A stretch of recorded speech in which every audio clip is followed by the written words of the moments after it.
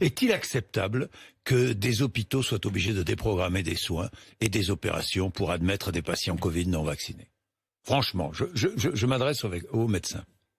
Ben, le médecin, lui, la réponse est claire. Hein. Il y a le serment d'Hippocrate. On est obligé de prendre en charge les malades, quelle que soit leur religion, quel que soit leur sexe, quel que soit leur âge, quel que soit leur statut, vacciné ou pas vacciné.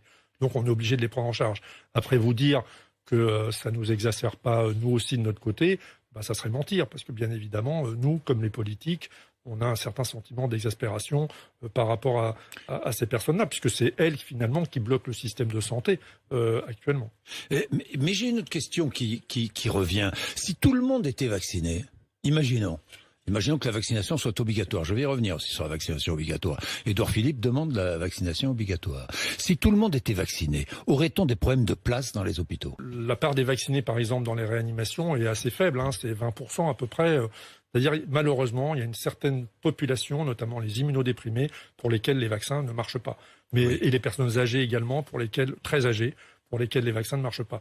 Mais en dehors de ces deux populations-là, le vaccin marche pour prévenir l'entrée en réanimation. Voilà, pour prévenir les formes graves. Que les choses soient claires. Oui, que les choses soient claires. Maintenant, d'ailleurs, on sait tout finalement sur l'effet des vaccins. Oui, et d'ailleurs, on est déçus quand même globalement, hein, parce que je vous rappelle qu'un vaccin, comme chacun d'entre nous le sait, quand on vaccine nos enfants, on les vaccine pas pour 4 mois, 6 mois, on les vaccine pour 10 ans, 20 ans. C'est intéressant ce que vous dites. Pourquoi est-on déçu par un vaccin?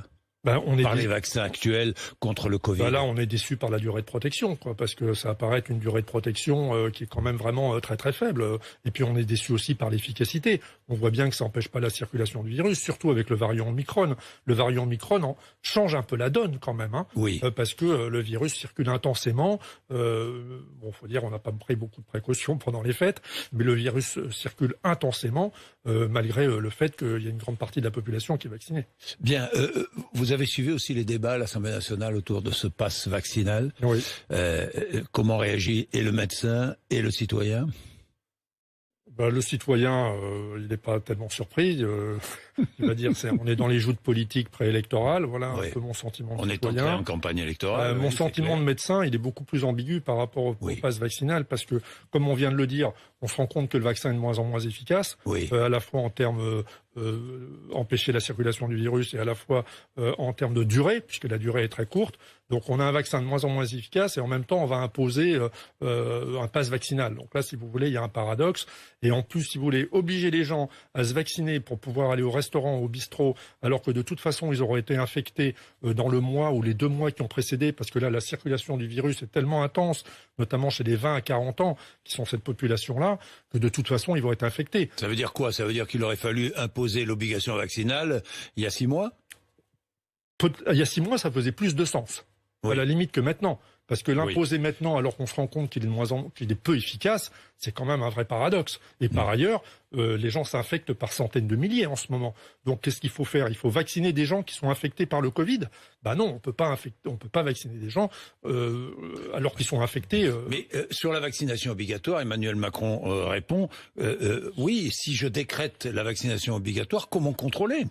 Comment contrôler? Et quelles sanctions? Demander des amendes, infliger des amendes à des gens très modestes? Impossible. Ah oui, non mais c'est impossible. Hein. De toute façon, on en avait déjà discuté il y a 6 mois quand ça s'est déposé. Je pense qu'aujourd'hui, le problème ne se pose plus. Et la vaccination des enfants, qu'en pensez-vous?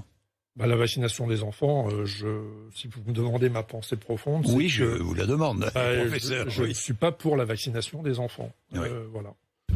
Et les enfants qui restent à l'école, vous êtes favorable de toute façon, à laisser les écoles ouvertes? Mais de toute façon, là... Qu'est-ce qu'on a fait d'autre pendant le mois de décembre que laisser tout circuler, et notamment pendant les 2 semaines de vacances avec les fêtes, quoi. Donc évidemment. Ça n'aurait aucun sens de fermer les écoles aujourd'hui? Ou alors il faudrait les fermer toutes, comme c'est le cas aux États-Unis, si vous voulez, où toutes les écoles sont fermées. Voilà. Mais les fermer comme ça sur la base de tests, je suis pas sûr que ce soit la bonne chose. Bien.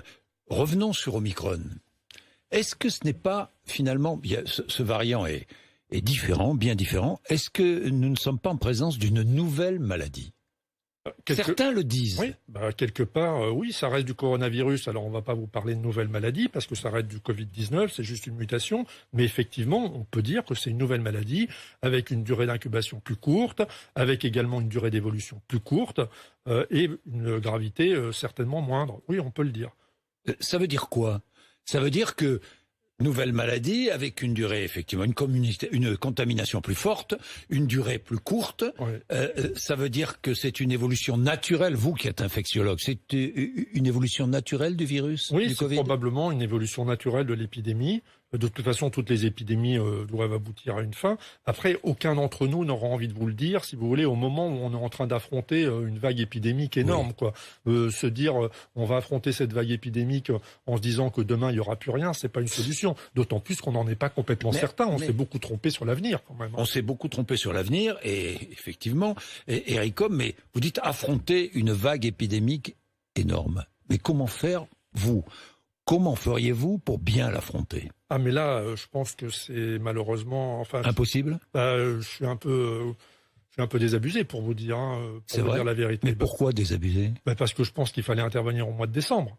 Voilà. Il fallait tout fermer au mois de décembre. Il fallait confiner. Il fallait couvre-feu, fermer les bars, les restaurants, et passer les fêtes chez soi. Probablement pas tout fermer, mais il fallait être beaucoup plus raisonnable. Or, on n'a pas été très raisonnable. D'ailleurs, la preuve, c'est que les contaminations explosent littéralement. Mais elles ont explosé partout, Ericom. Mais disons, en France, c'est quand même particulier. Enfin, en Angleterre, effectivement, dans les pays du Nord où ils ont été un peu surpris, nous, on aurait pu réagir probablement différemment. D'ailleurs, il y a d'autres pays qui ont réagi différemment. Regardez les Pays-Bas, l'Allemagne, l'Autriche, les États-Unis, ils ont réagi différemment. Mais l'Autriche a confiné. Oui, je sais. Donc, ils ont réagi différemment. Nous, on n'a pas réagi différemment. Maintenant, il faut qu'on assume, mais ça va être particulièrement Vous étiez favorable à un confinement, franchement? J'étais pas favorable à un confinement, mais moi j'avais dit par exemple, oui, je me souviens.